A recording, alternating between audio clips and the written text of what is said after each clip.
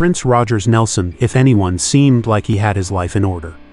The diminutive superstar was practically worshipped by millions, and with songs like When Doves Cry, Kiss, Purple Rain, and I Wanna Be Your Lover under his belt, it's easy to imagine that the musician was set for a happy, productive life of singing the proverbial panties off each and every person who heard him. Unfortunately, real life is rarely a fairy tale, and that applies even if you're a world-famous esteemed musician. Prince generally kept the public at an arm's length from his private affairs, and though the world saw an eccentric musical genius, the Purple One's life was often marred with loss, tragedy, pain, and disaster. Today, we'll lift the veil of secrecy, covering some of the more unfortunate incidents of the artist's career and personal life. Let's take a look at the tragic real-life story of Prince.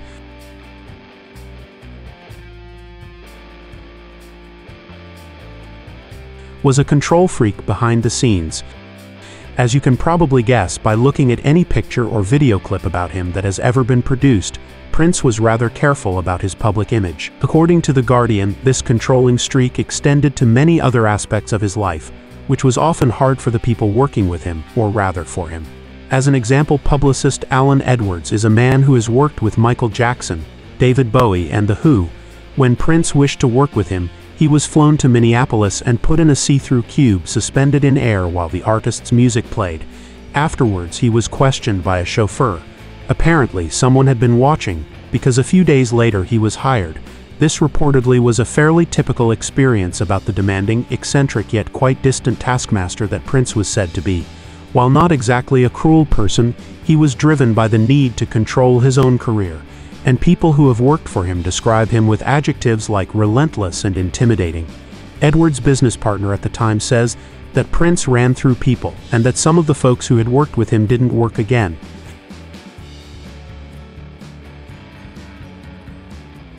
The Black Album controversy. Who made the most terrifying Black Album in the history of popular culture? Some might be tempted to say Metallica, seeing as it's the popular nickname for their self-titled mega success from 1991. However, as Den of Geek notes, the correct answer is actually Prince, at least if you ask the man himself. The year was 1987, and Prince was all set to release a new album, which may or may not have been called the Funk Bible but is usually known as the Black Album due to its completely dark cover. The funky record was heavily influenced by African music, and reportedly, 500,000 copies were ready, and 100 promo albums had already gone out, when all of a sudden the musician called it quits. His explanation was that he had been possessed by a demon called Spooky Electric during the recordings, and thus the album was too evil to distribute. While some people indeed agree that Prince was possessed into making this decision, they suspect that it was by the drug MDMA, which the usually anti-drug artist briefly tried around this time. Prince moved on to other things, but the Black Album still found its audience. As Vulture notes, it went on to become just about the most bootlegged album around.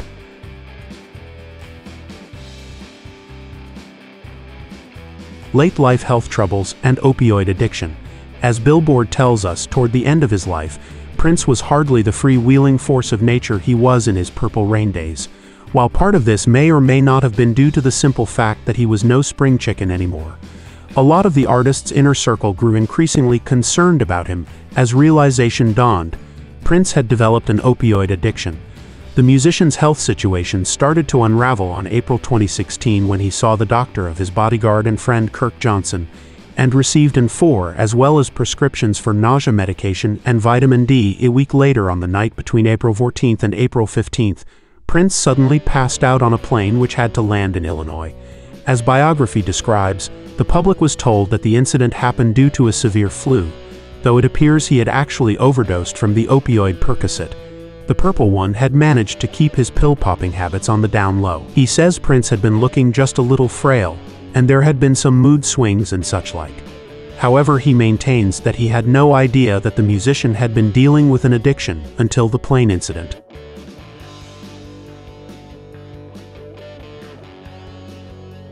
Contractual disputes.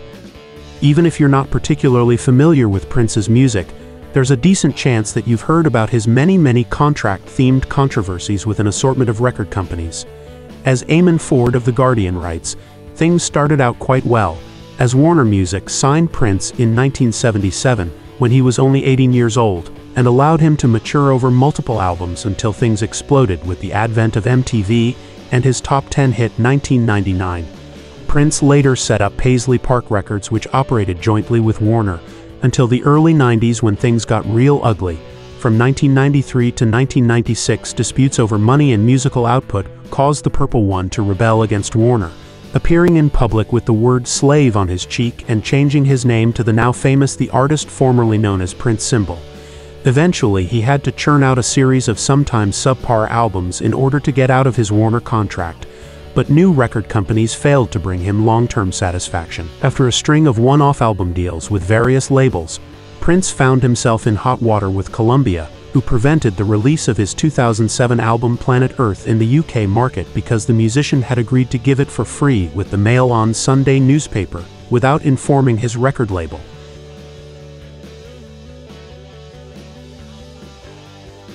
Troubles with censorship. Know those parental advisory labels that inform adults that the record in question has explicit lyrics or content. As Ken Paulson of USA Today tells us, we have Prince to thank for that. Not that the artist personally lobbied for this particular form of pseudo-censorship, he merely inspired it. In 1984, Prince's Purple Rain was wooing audiences all over, and Senator Al Gore and his wife Mary Tipper Gore were among the many people who bought it. However, the Gores were in for a surprise when the neat new pop album turned out to feature Darling Nikki, a song that liberally references self-love and promiscuity. The terrors of Prince being Prince were enough to send Mrs. Gore on a warpath, and her parents' Music Resource Center group soon compiled the Filthy 15, a list of objectionable songs from artists, after much lobbying, public attention and hand-wringing, and under a potential threat of government regulation thanks to Tipper Gore's connections. The music industry eventually adapted the warning label system that kids of the CD-buying era know, and well know.